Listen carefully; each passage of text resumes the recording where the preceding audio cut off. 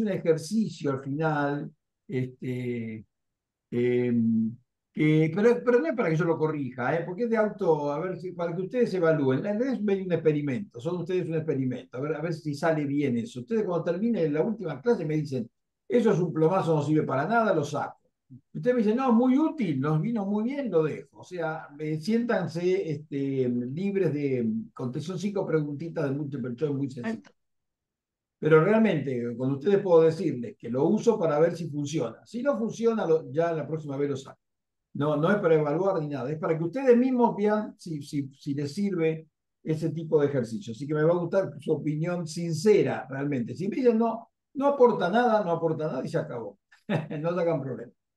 ¿Qué más? El programa, bueno, está puesto. Yo le pido disculpas porque ustedes saben, yo estaba de viaje y yo llegué ayer de Inglaterra y entonces, bueno, no podía mirarlo de allá porque con el cambio de horario y yo había puesto, estaba el programa viejo, si ustedes se fijan ya desde el martes que yo llegué, puse el programa nuevo, el que estamos usando, el de 4 clases, estaba el programa de 8, bueno, fíjense que hay algún pequeño detalle, es distinto, el programa que hoy está es el que estamos usando. Eh, Así que les pido un poco de disculpas por eso. Y lo mismo que recién hoy, yo estoy recién llegado, medio que con un montón de cosas, pude ver que algunos de ustedes, 4, intervinieron, ahí María Luz y Alejandro, Daniel también, Daniel no lo veo ahora, pero no está ahora Daniel, Raúl, intervinieron en el foro. Daniel está en Inglaterra, entonces tiene otro horario, Ah, mira, como vos sabrás, entonces tendría que haberlo saludado allá, tomarme una cerveza como hacen los ingleses. Bueno, no sabía. Claro, ahí está en Inglaterra. Pero digo, yo vi que intervinieron, yo mañana viernes voy a leer bien eso y lo voy a contestar. O sea, realmente a mí no me gusta que ustedes escriban y yo no responda nada, pero recién hoy, cuando me puse a preparar esta clase, vi que había intervenciones. Después voy a intervenir durante la semana, ya mañana se abre la unidad 2 y ahí sí, cuando ustedes intervengan, yo lunes, martes estoy mirando y les hago mis devoluciones a lo que digan allí. La materia se aprueba como todas hicimos otras veces, con un examen oral así por internet, ¿cierto? Ustedes ya me conocen, yo soy bien enemigo de los exámenes, de modo que es una conversación, por supuesto no es que es una conversación donde tenemos que conversar algo, 15 minutos, donde ustedes me muestran que, bueno, se interesaron en los temas y conocen de qué hablar. Eh, a ver, dicho ahora eso, que es introductorio, eh, cada clase ustedes van a encontrar un par de lecturas breves. Ustedes saben que a mí me gusta la cosa concentrada, intensa, pero breve. Son lecturas de 3 páginas, 4 páginas, no mucho más que eso, pero van a ver que hay mucho contenido. Y esta vez hay muchas fotos, muchas, 3, 4, 5 ilustraciones, que no son ilustraciones para decorar la pantalla, sino que tienen que lean, tienen abajo su explicación. Ustedes van a ver que ahí hay cosas que yo elegí muy cuidadosamente las ilustraciones para que ustedes puedan ver de qué se trata de lo que estamos tratando. Y van a entender siempre un par de lecturas, ya les digo, de 4, 5, 6 páginas cada una, no más, algunas menos, algo del libro de Vilches no, Carré, de Carré, yo lo puse entero, bájenselo y guárdenlo, es un libro que les va a servir. Es una edición, exactamente ese, Lenguas de la Biblia. Es un lindo libro. Da mucha información. Yo de ahí les mando a leer, lo puse completo para que lo puedan copiar y guardarlo en su computadora, pero de ahí les mando a leer algunas páginas, nada más. Eh, y hay material de cátedra, o sea, cosas que yo he escrito y las pongo, porque a veces no consigo material en castellano. El tema es que de esto es mucho en otros idiomas, pero si yo busco algo sencillo y a la vez a mí me gusta que sea corto pero con intensidad, hay poco material en castellano. Entonces, y además material disponible, porque hay cosas publicadas pero no están en internet. Entonces yo no los puedo mandar a buscar un libro que está en España, por supuesto. Entonces, por eso ustedes van a ver que en casi todas las 4 encuentros hay lo que llamo material de cátedra, y cosas escritas por mí. Yo las escribo en Word o en PDF y queda como material de cátedra, ¿no? Eh, en algún caso hay alguna parte de algún libro mío, pero en general no, son cosas que yo escribo especialmente para suplir la carencia de materiales en castellano disponibles. Yo tengo acá varios libros en la biblioteca que sería bueno, pero solo tengo en papel. Y además no es legal. Y además, ustedes saben que eh, cuando uno, como se dice esto, escanea así sobre el libro, queda horrible. Es lo que pasa con Carré. Van a ver qué feo que leer eso, pero bueno, no tengo otra. Está escaneado, no es un libro en ebook que yo lo pongo ahí, sino que está escaneado. Bueno, es horrible. Pero bueno, lo mismo hay un librito de Severino Croato, que yo lo puse entero, para mí guárdenselo, porque es un libro que es Origen y Evolución del Alfabeto. Un hermoso libro de leer. Para curiosidades del origen de nuestra lengua, es muy curioso. Guárdenselo, es un libro que está recontra agotado hace años y nunca se va a reeditar. Y también lo tuvimos que escanear así, mecánicamente, manualmente. Ojalá alguna vez se piratee, porque ya son libros que no tienen derechos, y se pueda poner en un formato más elegante, ¿no? Más fácil de leer.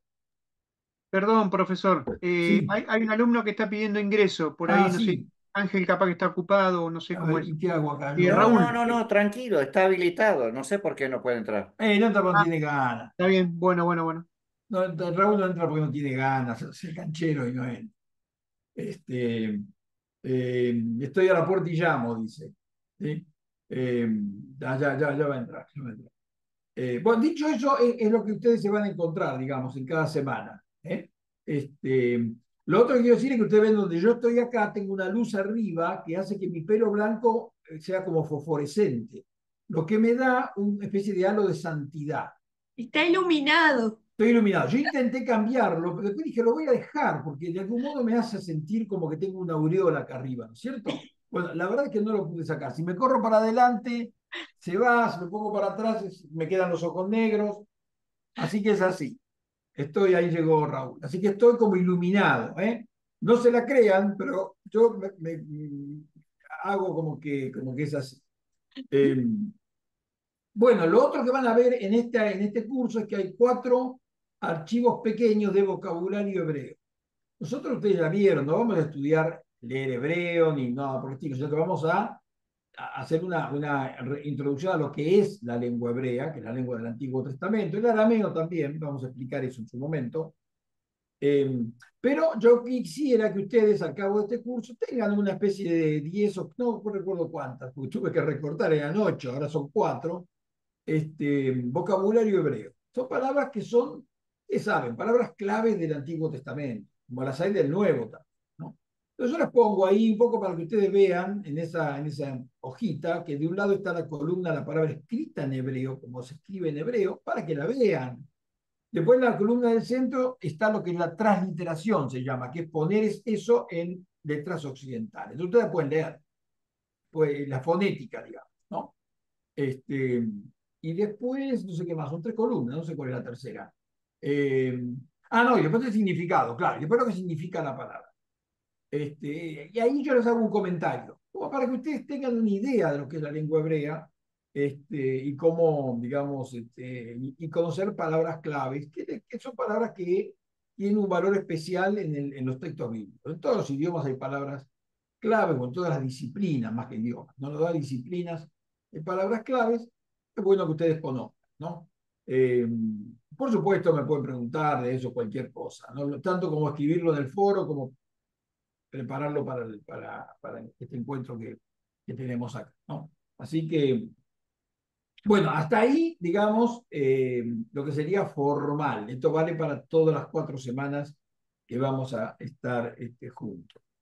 Eh, Más allá de las preguntas que ustedes pueden ir haciendo, ustedes saben que me cortan y o levantan la manito ahí, y preguntan, yo voy a ir comentando lo que es el contenido de esta unidad, que es la primera unidad, ¿cierto? Que tiene que ver con las propias lenguas semíticas. En principio, eh, eh, establecer que hay en esta parte del mundo 2 grandes familias lingüísticas que no se vinculan entre sí. Las lenguas indoeuropeas, fíjense, arranca en la India y termina en Europa, es toda una gran familia de lenguas, de las cuales la nuestra, la castellana, es una de ellas, italiana, las lenguas europeas, todas. Parece mentira, pero las lenguas de la India están vinculadas a las lenguas europeas, es una familia de lenguas. Hay palabras en la India en el sánscrito, que son palabras que, bueno, con sus deformaciones, etcétera, terminan en palabras que nosotros usamos hoy. Es una gran familia, se llama indoeuropeas. La segunda familia es la familia de lenguas semitas. No tienen ningún vínculo entre ellas, son dos familias absolutamente desvinculadas. Si alguna palabra se cruzó es por tiempos modernos, digamos, ¿cierto? O sea, porque en la Biblia, bueno, incorporamos algunas palabras del hebreo o del árabe, se incorporaron a Occidente, pero eso es una cosa absolutamente reciente. La estructura de las lenguas semíticas es una, la estructura de las lenguas indoeuropeas es absolutamente otra. Entonces no tenemos vínculos entre ellas, aunque hay algunas palabras que por razones normales se cruzaron, ¿no? Entonces, de la indoeuropea no vamos a hablar, no es el tema de que nosotros nos convoca, pero sí de las lenguas semitas. El hebreo es una lengua semita. La gran lengua semita que ha invadido el mundo es el árabe, que aunque a uno le parezca que es una lengua posterior, no es posterior al hebreo, conviven. El árabe es una lengua muy antigua, tan antigua como el hebreo. Lo que pasa que, bueno, evolucionaron como evolucionaron otras lenguas, pero el hebreo, como se dejó de hablar, no evolucionó. Ustedes saben que la lengua hebrea se usaba en Israel hasta más o menos el siglo, digo porque no se sabe, ¿no? Se supone que es el siglo 3, 2, 4, 3 antes de Cristo, fue reemplazado por la lengua aramea para el habla cotidiana. El arameo se fue transformando en una lengua franca en toda la región. Cuando en el siglo I Jesús y los discípulos y el mundo del siglo I no hablaban arameo, perdón, no hablaban hebreo, hablaban arameo. Jesús hablaba en arameo. El hebreo era la lengua religiosa, estaba en la sinagoga, estaba en los escritos, la hablaban los sacerdotes, la conocían, no la hablaban, la conocían, la podían leer. Jesús le dio en el rollo de Isaías, lo leyó en hebreo. Es decir, que la gente con un desarrollo cultural manejaba los dos idiomas, pero no lo usaban para hablar. Entonces, la lengua hebrea es una lengua que desde el siglo, digamos, 4, 3 antes de Cristo, pasa a ser lengua muerta y recién se resucita en el siglo XIX de nuestra era por un acto, digamos, del judaísmo que quieren hablar su propia lengua. Entonces, es un fenómeno cultural único en el mundo, de resucitar una lengua después de 2300 años que no se hablaba, la empezaron a hablar de nuevo. Hoy en Israel y en las escuelas judías en el mundo se enseña hebreo. Para hablar, hablan en hebreo, escriben en hebreo, los diarios, los carteles es en hebreo. Pero eso es un fenómeno de que tiene 120 años. De ahí para atrás, él fue una lengua muerta desde el 400 antes de Cristo, más o menos, desde el 300 antes de Cristo. Entonces, ¿qué pasó? El árabe siguió evolucionando, porque el árabe se siguió hablando a lo largo de 2000 años, y evolucionó como cualquier lengua. El hebreo quedó congelado. La lengua muerta no evoluciona. Entonces, bueno, ahora como lengua nueva, que se habla ahora, bueno, va a tener los avatares de cualquier idioma que se hable, ¿no? Eh, entonces, cuando ustedes hoy les dicen sí, porque en Israel se habla hebreo, sí, sí, el hebreo que se habla en Israel es el hebreo bíblico, pero absolutamente, digamos, invadido por las palabras modernas. Que obviamente que no hay fósforo en la Biblia, o no hay automóvil, o no hay ninguna palabra que no sea bíblica. Entonces, se le agregan todos los días, como cualquier idioma, todas las palabras modernas, ¿no? Un diccionario del hebreo bíblico es una cosita que tengo yo por ahí tengo uno de 120 páginas, el diccionario del hebreo moderno tiene, como cualquier diccionario, 500 páginas, ¿no? Imagínense un diccionario moderno como un diccionario de castellano. El hebreo bíblico es 3, no, quizás 5 veces más breve. Incluye solo las palabras de la Biblia. Entonces digo, lenguas semitas, estamos en el mundo de las lenguas semitas. Las lenguas semitas tenemos de la antigüedad 3 grandes familias. Las orientales, que son las de la Mesopotamia, Asiria, los caldeos, los babilonios, que hablan lo que en la lingüística se llama acadio, le llaman el acadio, pero el acadio si ustedes buscan en Google, acadio, van a ver, ¿no? Que dice eso, es la lengua de los asirios, de los babilonios, que va evolucionando, que hay un neobabilonio, bueno, todas estas tienen sus pequeños variantes locales, como diríamos, dialectales, ¿no? Porque además evolucionan con los siglos. Pero digamos que en términos generales, en la Mesopotamia tenemos el acadio como lengua general, que es la lengua de los asirios, los babilonios, los caldeos. Antes que eso, pero no es bíblico, porque no entró en la Biblia, está la lengua de los sumerios. Pero los sumerios no es una lengua semita, es una lengua desconocida. Digamos, son esas lenguas que se pierde en los albores de la neblina de la historia, y entonces no es semita, pero no sabemos qué es. Simplemente no llegamos la historia no llega hasta ahí y no la podemos clasificar. Pero no es semita, pero tampoco sabemos qué es. Obviamente no es indoeuropea tampoco. Debe haber habido decenas, cientos de lenguas de la antigüedad que desaparecieron, obviamente, ¿cierto? Ustedes saben que en Europa son todas indoeuropeas, menos ¿cuál? La lengua de los vascos, el euskadi. El euskadi es una lengua que no es indoeuropea. Es como que estos vascos estaban ahí, y llegaron los romanos con las lenguas europeas, con las lenguas latinas, y a los vascos no les llegaron, no los pudieron conquistar. Y el euskadi es una lengua que no es indoeuropea. Se la suele clasificar como ibérica. Una lengua que estaba ahí antes que llegaran las lenguas indoeuropeas, o sea, el latín y todo eso. Antes que llegara eso, los vascos ya estaban ahí y el euskadi es una lengua perla. Son islas, son pequeñas perlas, ¿no? Bueno, volvemos. El sumerio es anterior a todas estas lenguas, pero no es una lengua semita. Entonces tenemos las lenguas semitas orientales, las que vienen de Asiria, etcétera.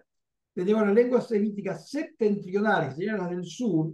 Ahí entra el árabe, que se hablaba en aquellos tiempos, el árabe, lo que hablaban los beduinos en el desierto, el árabe, y el etiópico. El etiópico se sigue hablando hoy, se llama ge'ez. Ahí no tiene nombres que, claro, son extranjeros, y yo ni sé ni siquiera si los pronuncio bien, pero ge'ez es la lengua que se habla en Etiopía, y es una lengua semita. Todavía hoy se habla de Etiopía el ge'ez, seguramente con la evolución natural de las lenguas.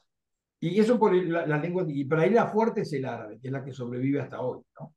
Y después tenemos entonces, ahora sí, las lenguas occidentales, donde básicamente son las lenguas cananeas. El hebreo es la lengua que ha sobrevivido de todo ese grupo de lenguas cananeas. En Canaán convivían los israelitas, ustedes saben, ¿no? Que en Israel nunca fue Israel un país que dominó al 100% su territorio, siempre convivió con los pueblos, digamos, de Canaán. O sea, en la conquista se dice que echó a todos, pero después el juez se dice, no echó a todos, echó a algunos, y mucha gente quedó ahí. Entonces, había varias lenguas que funcionaban en Canaán, muy parecidas al hebreo, o sea, dialectales. Entonces, los israelitas podían hablar con los vecinos, aunque no hablaban el mismo idioma, hablaban un idioma muy parecido. Nosotros, esas lenguas se perdieron todas, desaparecieron. No quedó nada de esa. Bueno, y se pareció la evolución del idioma. En última instancia, el arameo primero reemplazó esas lenguas, incluso al hebreo reemplazó, y después el árabe reemplazó esas lenguas. O sea, pasaron algunos siglos y el árabe reemplaza al arameo en todas esas regiones. O sea, hoy cuando uno va hoy habla árabe, ¿no? El hebreo, como decíamos, fue una lengua resucitada. Entonces todo ese mundo habla árabe. Pero había lenguas cananeas, que son las lenguas semitas occidentales, de las cuales no hay mucha información. Tenemos fragmentos que se han encontrado en documentos escritos en piedra, hay algunas citas que algunos documentos hacen, como dicen ellos, pero no tenemos realmente información de esas lenguas. El ugarítico, que es uno de los dialectos cananeos, semitas occidentales, junto con el hebreo, es una lengua parecida al hebreo. De esa se sabe más porque se encontró en la biblioteca. O sea, un día, ustedes saben, ¿no? Hay un tipo con su arado y su caballo, ahí, o el buey, tirando el arado, y ¡paf! Se le clava la punta ahí del arado, esos arados de hace 120 años, contra una roca, y ocurre cuando va a ver, no es una roca, es un objeto que lo ve él con ciertas características distintas. Bueno, llaman a los arqueólogos, empiezan a excavar, encuentran toda una ciudad y abajo del campo del pobre hombre que se quedó sin campo, pero se descubrió una ciudad que llamamos Ugarit y para maravilla de nosotros se descubrió la biblioteca, que a veces se encuentra y a veces no se encuentra. La biblioteca con decenas, primero, después centenas, después miles de documentos ugaríticos, ¿no? Entonces ahí hay de todo. Y da trabajo, ha dado trabajo y sigue dando a mucha gente. Pero eso, el ugarítico, que es una lengua de estas, podríamos decir que es un dialecto como el hebreo. El hebreo también sería un dialecto cananeo, ¿cierto? La diferencia con el hebreo y con todas las otras lenguas es que generó una literatura. O sea, ¿por qué tenemos el hebreo y no sabemos nada del ugarítico? Bueno, casi nada y casi cero de las otras. Porque no generaron literatura. Si la generaron, no llegó a nosotros. Pues un idioma se consolida cuando genera literatura y la puede editar. Nosotros hoy publicamos libros o metemos en la nube los textos.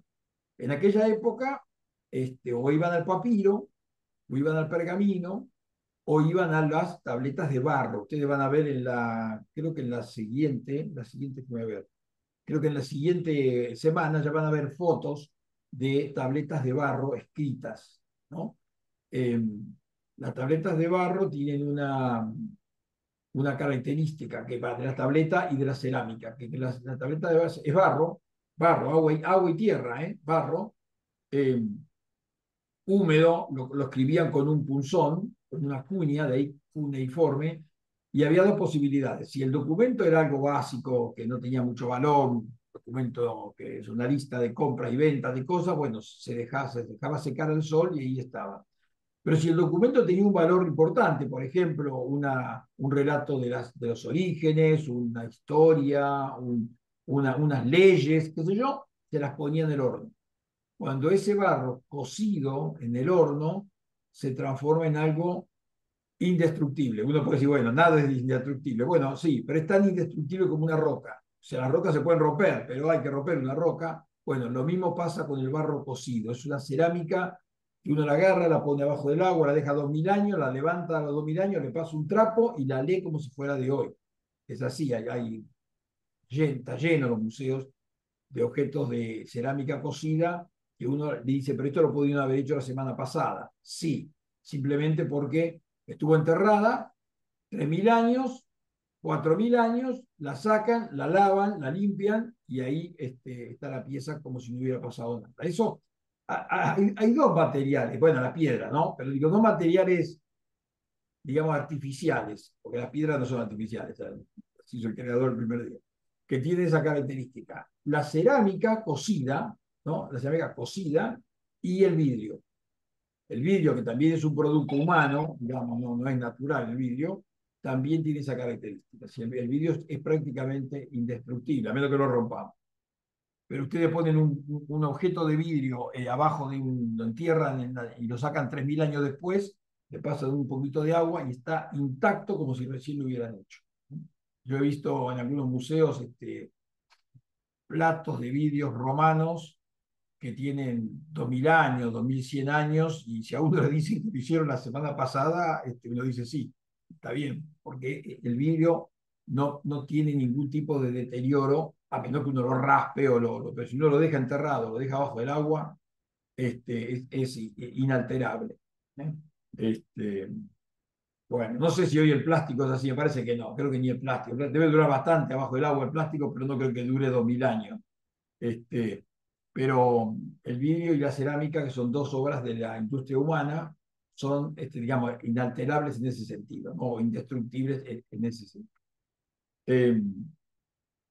Bueno, y entonces tenemos esas familias de lengua. Hay un mapa ahí que ustedes habrán visto en la página, que está el mapa de las lenguas, ¿no? Bueno, eso muestra la influencia del cananeo, que llamamos cananeo, de la cual el hebreo es uno de los dialectos. ¿Eh? Con excepción de los fenicios que están sobre la costa, que tienen que ver con Cartago, ¿no? Pero también es una lengua semita, pero que los fenicios tenían la influencia de Cartago, porque era la gran capital del comercio. Dura 400 años el plástico. Bueno, 400 años, el vidrio dura miles, ¿no? Sí, 400 años, qué bien. Entonces, Esos mapas, mírenlos, ya lo habrán visto, ahí detalla un poquito de la distribución de lenguas semitas. La lengua hebrea es entonces una de ellas. Una pregunta que ahí también aparece en Carret, y creo que yo también lo escribí en algunas de las cosas de cátedra, es el tema de en qué consiste la lengua hebrea en la que está escrita la Biblia.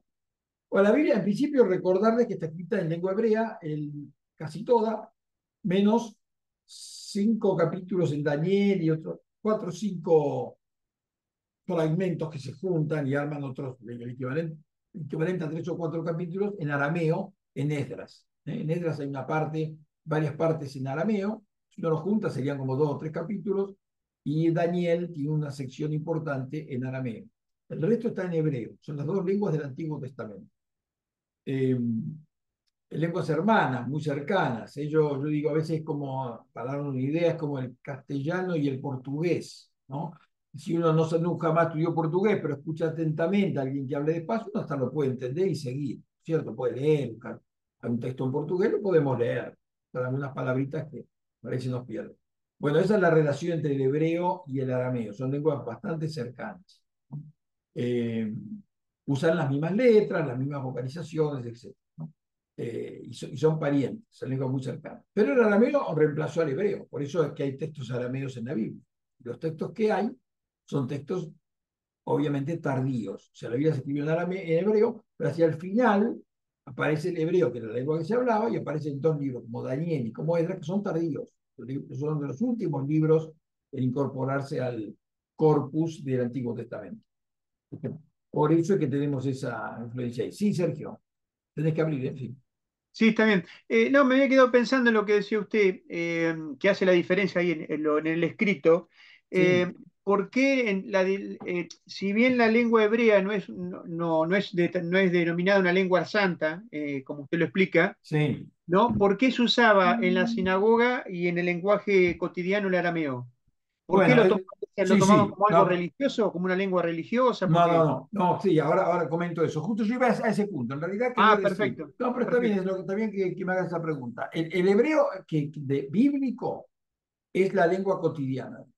No hay un hebreo sagrado, digamos, no es una lengua sagrada, no es la lengua. La gente hablaba hebreo y en eso escribían, como nosotros, que si escribimos castellano, a menos que querramos escribir en un castellano muy, muy elevado, usamos el castellano cotidiano el que hablamos para escribir.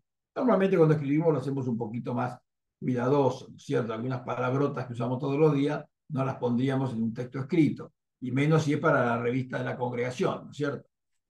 Pero bueno, pero digamos que es la lengua cotidiana, no tenemos un lenguaje especial. El hebreo es la lengua. Ahora, ¿qué pasa?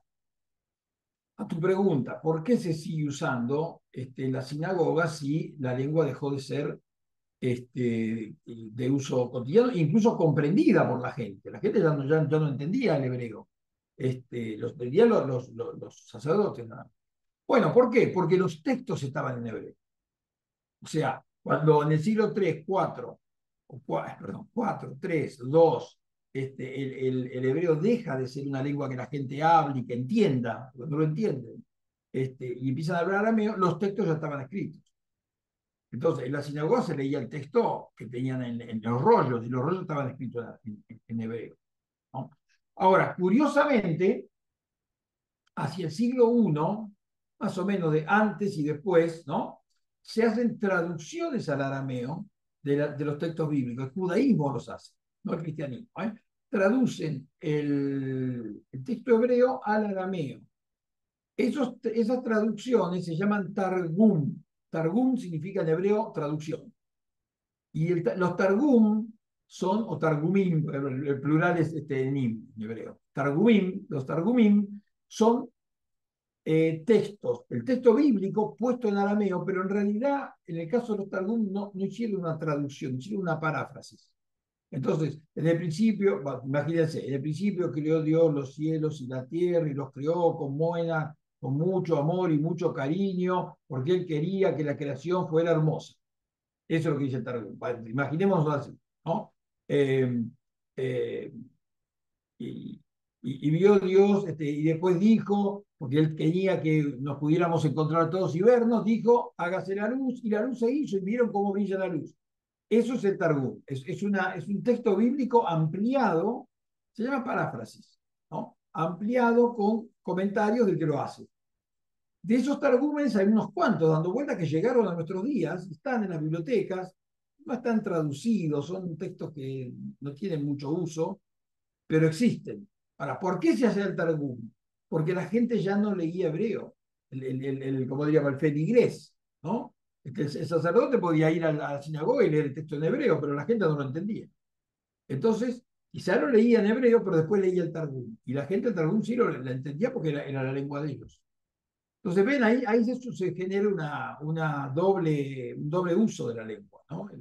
El hebreo para lectura sagrada y el arameo, que el Targum, para después el uso cotidiano de la sinagoga. Ahora, eso sucede hoy también. O sea, si usted va a una sinagoga un Shabbat, van a ver que el texto bíblico se va a leer en hebreo. Y la gente que está sentada en los bancos no habla hebreo, porque a menos que sea un judío, especialmente si es joven, puede ser que si fue a una escuela judía, algo aprenda, pero no me lo imagino escuchando el texto bíblico en hebreo así como uno lee en castellano.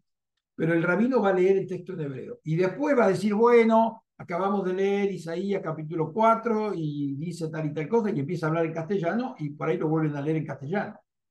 Pero la lectura del texto en la sinagoga hoy se hace en hebreo, y la gente no habla hebreo. El rabino sí, pero la inmensa mayoría de la gente, bueno, en Israel sí, pero no en Argentina, digamos, ni en el resto del mundo, ¿no? Eh, como Un, diciendo, ese es el texto verdadero, ¿sí? perdón, un ejemplo podría ser cuando se leía la Biblia en latín, Sí, lo único que cuando se leía en algo latín, parecido. claro, sí, pero el latín no lo entendía nadie y después, bueno, iban al texto castellano. Sí, exactamente. Sí, sigue funcionando así el tema de la lectura en hebreo en la sinagoga. Pero eso es solamente en el servicio religioso. Después, cuando se juntan el miércoles para el estudio bíblico, porque hacen igual que en otras iglesias, ¿no? Ahí agarran la Reina Valera en Argentina. Porque para ellos no tienen una traducción judía al castellano, se usan la Reina Valera, van con Reina Valera y leen Isaías o Anaquías y lo estudian, ¿no? Es así, es así. Acá en Argentina usan Reina Valera. Este, bueno, entonces, ¿dónde estábamos? Lengua sagrada. No hay lengua sagrada. Lo mismo va a pasar para el Nuevo Testamento. Sí, Sí, María. perdón. Lo mismo que puso Raúl me estaba preguntando yo. Ah, Si, ¿qué si puso Raúl ahí? Porque yo, Jesús sabría leer en hebreo o, o estaba en eh, arameo ya. bueno, la verdad es que no sabemos, porque cuando, digamos, no sabemos, no tenemos una prueba, sospechamos que Jesús, si era una persona que le decían rabí, es porque era un maestro, ¿cierto? Cuando le dicen rabí era un título que se le daba a la persona que se le reconocía un conocimiento superior al vulgar. Y si era un rabí, es probablemente haya sabido hebreo, haya podido leer los textos hebreos como leían los rabinos. No. Lo que pasa es que rabinos había, no sé, 100 rabinos en todo Jerusalén, no sé, o 500, pero bueno, habían 100.000 personas. Es probable que Jesús haya podido leer hebreo, pero la verdad es que no lo sabemos. Porque cuando se cita, vieron que cuando Jesús, todo está en griego en los evangelios, y cuando dijo, Abba, Padre, ahí está hablando en arameo, que es la lengua que él hablaba, ¿no? Los discípulos hablarían arameo también. Yo no me imagino un discípulo que fuera, por ejemplo, pescador que pudiera leer hebreo. Porque si era pescador no iba a leer hebreo, él era un hombre de la calle, hablaría arameo, y iría a la sinagoga y le leerían el Targum, si iba a la sinagoga. Así que es una pregunta que realmente no tenemos una respuesta. Uno puede imaginar que si lo llamaban rabí es porque probablemente él había estudiado. Tenemos la escena de que los padres lo llevan al templo y habla con los sacerdotes. Podría sugerir que Jesús había hecho una especie de conocedor de la lengua hebrea, como lo hacían los sacerdotes y los levitas también. Bien, Pero no sabemos, pero vamos a suponer que sí, pero no es una cosa que uno pueda afirmar así categóricamente. ¿Bien? Cuando va a la sinagoga y le dicen, le dan el rollo de Isaías, a uno le da la sensación que él está leyendo el texto hebreo, pero también podría ser que le dan el Targum, ¿cierto? Entonces está leyendo un texto arameo. No lo sabemos, ¿no? Todo indicaría que si le hubieran dado el Targum, lo diría en el texto. Le acercaron la traducción, el Targum, bla, bla, bla. Entonces, el texto quizá diría eso, ¿no? Pero, digamos, a ciencia cierta no lo podemos decir. Son esas cosas que quedan en los misterios de la historia, ¿no? No, y tampoco le dirían rabí.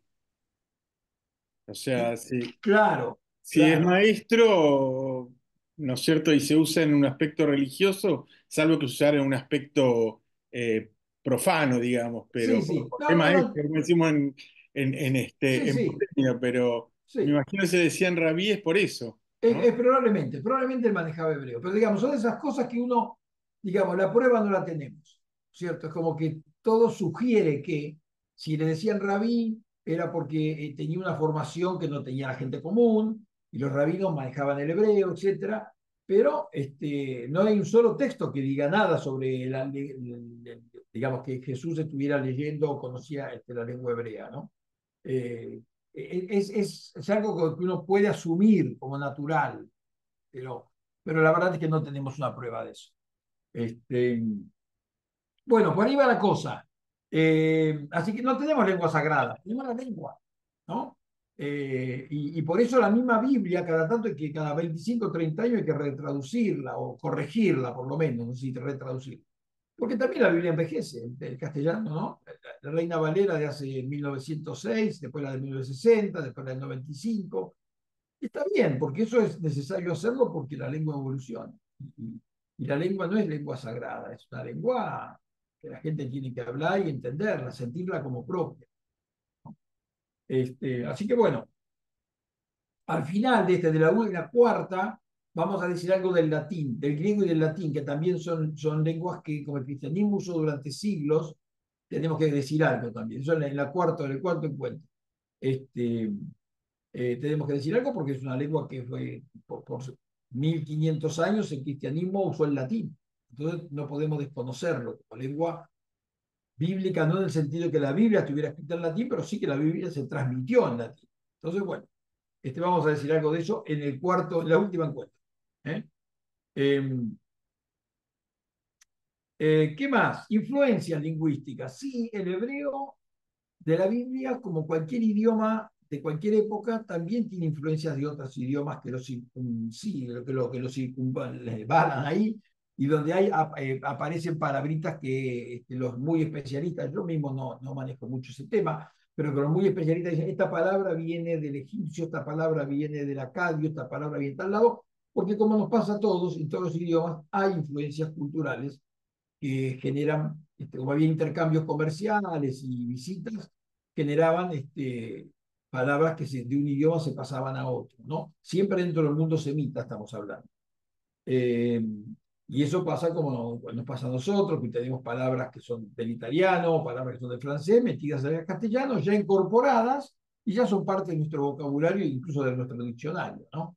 El diccionario las marcan como anglicismo o como una lengua que viene de otro idioma, pero eso ya se ha hecho ya castellano. El hebreo pasa lo mismo. Tenemos influencias y hay narrativas que ustedes conocen que, como hay narraciones que son tomadas de otros idiomas, eso traían sus palabras, ¿no? El relato del diluvio, el relato de la historia de José, tiene elementos, algunas partes de la historia de José están tomadas de Egipto.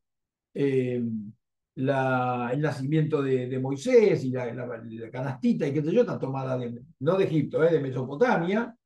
Entonces venía la historia con sus palabras, su vocabulario. Y como no eran lenguas tan extrañas, se podían generar este cruce de lingüísticos y se incorporaban, ¿no?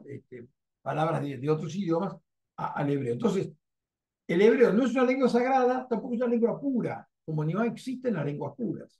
Toda lengua tiene en algún momento cruce con otras culturas y así se va armando todas las lenguas que hoy seguimos hablando. Entonces, el hebreo no está ajeno a ese proceso. ¿Qué más? A ver, no me quiero olvidar de nada. Nada que me noté acá. En el vocabulario les anoté algunas palabritas para ir empezando. Por ejemplo, la palabra ish. Habrán visto la palabra ish. Ish significa varón, ¿no? Yo escribí algo, se lo voy a poner en la pantalla para que te va a divertir. Las cosas cortitas que yo escribo. Adán no era varón. Adán no era un hombre. Escribí. ¿Por qué? Porque la palabra Adán no significa varón. Cuando Dios creó a Adán, no creó al hombre, creó a un ser de tierra. Adán significa tierra, terrestre. Y cuando crea a Eva, ¿no? En el relato bíblico de Génesis 3, 2, cuando crea a Eva, ahí dice varón y mujer. La palabra ish significa varón, masculino, y tiene su correlato femenino, yo lo pongo ahí en el vocabulario, es isha. Gonasa es el femenino en hebreo. O sea, ish ve isha es varón y mujer, ¿no? Como decimos blanco y blanca, ish ve isha. Pero antes de ish, la palabra que aparece es Adán, y Adán no es varón. En el primer relato dice, los creó al Adán, varón y mujer los creó. Entonces Adán no es varón, es varón y mujer. Porque Adán debe traducirse como ser humano. Ser humano. Adán es tanto el hombre como la mujer. Adán. Sin embargo, traducciones tradicionales han traducido a Adán como hombre. Entonces parece que, que Dios creó al hombre, al masculino, ¿cierto? Pero no es lo que el texto dice. Le creó a Adán y le dijo, empezaba a hacer cosas. Después ve que está solo. Y no dice que es masculino, dice que es Adán. Que está. Entonces dice, voy a hacerle a alguien que la acompañe. Y ahí cambia el vocabulario y empieza, ahí es donde aparece la palabra ish, que no estaba antes. Entonces ahora sí, ish, varón, masculino, y ya, mujer, femenino. Pero Adán no tiene femenino, porque en realidad no es ni masculino ni femenino, es una palabra genérica. Y debe ser traducido como ser humano. En el resto de la Biblia, cuando después sigue hablando, es una palabra que se usa mucho en la Biblia, Adán, y siempre se traduce por ser humano. No dice yo un hombre. Si dice un hombre va a decir ish. Si dice Adam es una persona. Podemos traducir persona. Pues un hombre, una mujer, qué sé yo. Pues yo le voy a pegar para la semana que viene una cosita de una paginita y media, esa que escribo yo, que me conocen, que se llama Adán, no me acuerdo. Adán no era varón, o Adán no era, o Adán no era un hombre, algo así. Algo así es. Pero ustedes se van a divertir con eso. Les sirve.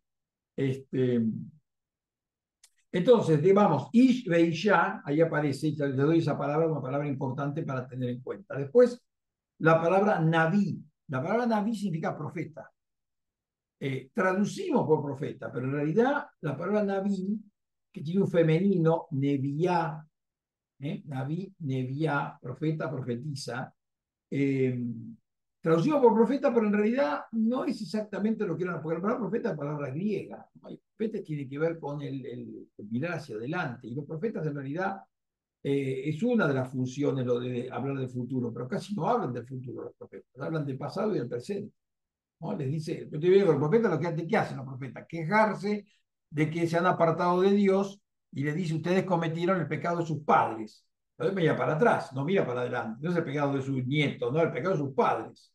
¿Y los padres quiénes son? Y aquellos que pecaron en el desierto cuando hicieron un becerro de oro, ¿no? O los reyes posteriores a Salomón que caían en la idolatría una y otra vez. Ese es el pecado de sus padres, del cual mencionan muchísimas veces los profetas, ¿no? Entonces, ahí tiene la palabra Naví, que significa eso. Algunos lo traducen como vocero. La persona que el Naví sería más que la palabra profeta, que es griega, sería el anunciador, el que anuncia. Eso significa la palabra Naví, el que anuncia, el anunciante. La verdad es que queda feo decir anunciante. El profeta ya está instalado. Pero tenemos que saber que la palabra hebrea no significa, la palabra Naví no significa lo que significa profeta en griego.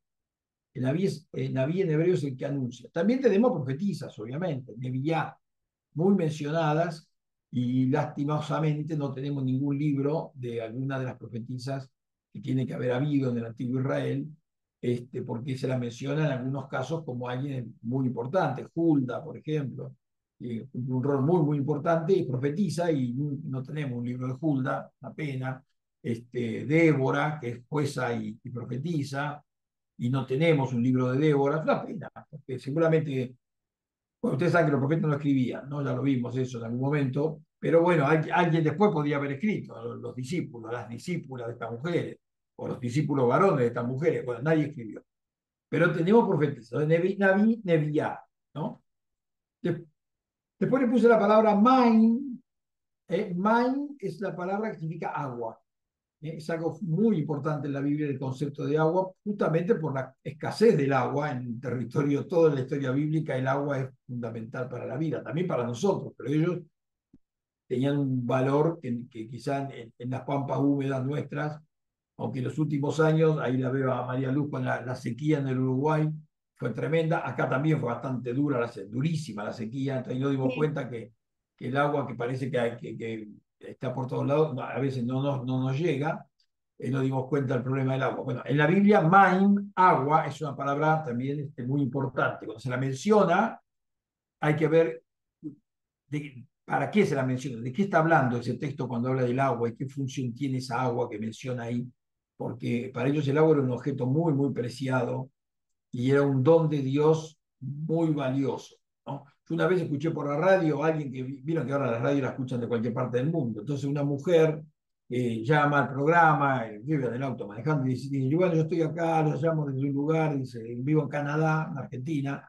dice, bueno, y en mi país, ¿cómo es el clima? Acá hace mucho calor, dice el tipo, y acá dice, bueno, donde yo vivo hay dos climas, dos estaciones a lo largo del año, la lluviosa y la muy lluviosa.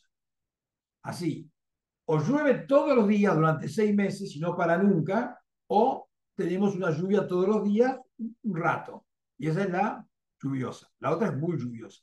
Ahí dice, acá el agua, dice, bueno, por todos lados. Bueno, eso es algún lugar de ahí de Canadá, pero en el mundo bíblico no era así, y en el mundo nuestro tampoco, digamos, esta parte del mundo. Entonces, la palabra mind expresa, digamos, es un concepto importante porque cuando ustedes ven que en la Biblia habla de agua, no, están usando algo que es muy especial, es un don de Dios, las famosas lluvias de bendición y cosas por el estilo, tienen que ver con el agua, ¿no? Entonces son de las palabras claves. Cuando la palabra agua está involucrada en un texto bíblico, hay que prestarle atención. ¿Por qué habla de eso y qué pasa con esa agua? Y por algo el bautismo se hace con agua, por algo las curaciones se hacían con agua, los baños de curación, ¿no? Ustedes ven que el agua tiene un rol muy significativo en las historias bíblicas. Bueno, de ahí la palabra mai. Yo cada semana les tiro 4 o 5 palabras nuevas, claves para que ustedes las lean, vean cómo se vean, ahí están explicadas. Y creo que le va digamos, a sumar a la cultura bíblica que al cabo del curso tengamos unas, no sé, 15. Me obligaron a cortar, eran 8, pero ahora son 4, pero digamos unas 15, 20 palabras claves. Si alguna de esas a ustedes les llama la atención, me lo dicen, especialmente me lo comentan. Bueno, tengo unos 4 minutos, yo tengo hasta 55. ¿Alguna pregunta, comentario en los minutitos que nos quedan? Ahí Raúl hizo un trabajito de juntar unos alfabetos. Yo ya te puse a Raúl, voy a usar uno de esos, que creo que va a la próxima, no sé si la próxima, en la que vemos el alfabeto voy a poner uno de las que vos mandaste, Raúl. Una planilla con el alfabeto hebreo, ¿no? Hay un día que dedicamos a una brevísima historia del alfabeto hebreo. Y bueno, y ahí nos va a gustar saber. Por otra parte, se van a enterar que el alfabeto nuestro, el latino, que nosotros usamos, está construido sobre el alfabeto hebreo, sobre el griego, que a su vez está escrito sobre el alfabeto hebreo. O sea que las lenguas semitas y las indoeuropeas son dos familias que no se juntan, pero se juntaron por la escritura. ¿Se entiende la diferencia? Una cosa es la lengua, otra cosa es la escritura, ¿no? Nosotros escribimos Toyota o Mitsubishi con nuestras escrituras, palabras que son japonesas o coreanas, entonces las lenguas son distintas, pero la escritura es la misma, Toyota, ¿cierto? Mitsubishi, no sé, alguna otra, deben conocer otra por ahí, ¿no? Entonces, una cosa es las lenguas semitas y indoeuropeas no se mezclaron nunca, son familias totalmente distintas, pero la escritura nace en las lenguas semitas, pasa a Occidente a través de los fenicios que la llevan a Grecia, los griegos desarrollan su abecedario sobre la base del abecedario semita y después de ahí el latino y después del... el latino se... así que bueno, ahí tenemos un cruce, pero es el cruce de la escritura, no de la lengua. Con una lengua, con una escritura uno puede escribir cualquier lengua, ¿cierto? Fonéticamente, se puede escribir cualquier lengua que tenga algún tipo de vínculo, ¿no? Así que bueno, eso lo vamos a ver, pero hay que distinguir entre lengua de escritura. Escritura es la forma de... Ahí sí nos cruzamos, ¿no? Ya les voy a dar ejemplos de eso. Cuando veamos el cuadrito que nos preparó Raúl, ahí yo se lo voy a mostrar bien para que podamos un poquito visualizar esto, ¿no? Bueno, chicos, hasta aquí llegamos. María, Luz. ¿Y usted nos puede recomendar, profesor, algún curso online de hebreo bíblico o de griego bíblico? Como para Hay cursos. Lo que pasa poder que... leer. Sí, no, yo quiero decir esto. Yo doy unos cursos, pero son caros, y no porque yo cobre mucho, sino porque hay una institución que da cursos de hebreo bíblico eh, internacional, y yo les puedo pasar el link y ustedes tendrían que ver, porque a mí no me pagan mucho, pero yo sé que, digamos, son cosas internacionales, por lo tanto están en dólares, qué sé yo, esas cosas que hacen un poco costosos, pero sí, yo les puedo pasar esa información y ustedes pueden entrar a la página de la institución que da cursos en muchos idiomas. Yo ahí doy cursos en castellano y en inglés también doy, pero bueno, obviamente en castellano ustedes pueden tomarlo, pero yo no sé cuánto vale, y cuando las cosas se ponen en dólares se pone siempre medio estrafalaria, pero les puedo pasar el dato, para que ustedes lo exploren, porque a veces yo digo, presupongo que es mucho y quizás no es mucho. Yo realmente no sé cuánto cuesta, yo no me entero, a mí me pagan por hora, digamos, yo tengo un contrato de trabajo ahí, y doy cursos de hebreo bíblico por internet. Y son buenos, son tranquilos, nadie se mata. Pero bueno, ya les digo, yo no puedo hacer mucha propaganda de eso porque yo sé que a veces no están al alcance, digamos, no de ustedes, ¿no? Quizás si yo tuviera que tomarlo tampoco lo puedo. No tengo idea, estoy hablando, Sí. yo les paso por el link, ustedes entran ahí y qué sé yo, les van